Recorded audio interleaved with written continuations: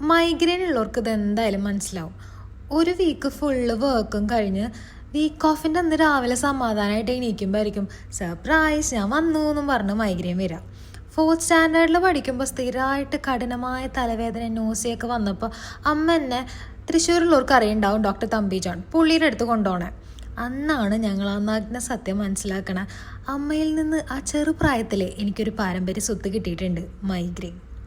അന്ന് തുടങ്ങി പല കാലഘട്ടങ്ങളിലായി പലതരം ചികിത്സാ രീതികൾ ഞങ്ങൾ പരീക്ഷിച്ചു. അലോപ്പതി, ആയുർവേദം, ഹോമിയോ, നാട്ടുമരുന്ന്, ഒറ്റമൂലി, പിന്നെ വരണവരും പോണവരും അഡ്വൈസ് ചെയ്യണ പല ഹോം റെമഡീസും ഒന്നും ഏറ്റിട്ടില്ല.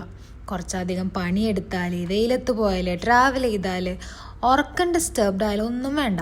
ഒരു ദിവസം വീട്ടിലിരുന്ന് കുറച്ച് കൂടുതൽ ഉറങ്ങി കുറേ മ്യൂസിക് കേട്ട് ചില്ലിയാന്നൊക്കെ വെച്ചാൽ അന്നും വരും മൈഗ്രെയിൻ. വ്യത്യസ്തമായിട്ട് എന്തെങ്കിലും കഴിച്ചാൽ, കുറച്ച് സ്വീറ്റ്സ്, പുളി, ഉപ്പ്, ഇനി ഒന്നും കഴിച്ചില്ലെങ്കിലും വരും മൈഗ്രെയിൻ. കുറച്ച് വിഷമിച്ചാൽ, ടെൻഷൻ അടിച്ചാൽ പോട്ടെ, കുറേ സന്തോഷിച്ചാൽ വരെ വരും മൈഗ്രെയിൻ. ചില സ്മെല്ല് പറ്റില്ല, ലൈറ്റ് പറ്റില്ല. പിന്നെന്താ നിങ്ങൾക്ക് പറ്റുക? അതെന്നെയാണ് എനിക്കും അറിയാത്തത്. ഞാൻ ഇടയ്ക്ക് ആലോചിക്കും, മൈഗ്രെയിൻ ഇല്ലാത്തവരുടെ ലൈഫൊക്കെ എന്ത് ഈസിയല്ലേ.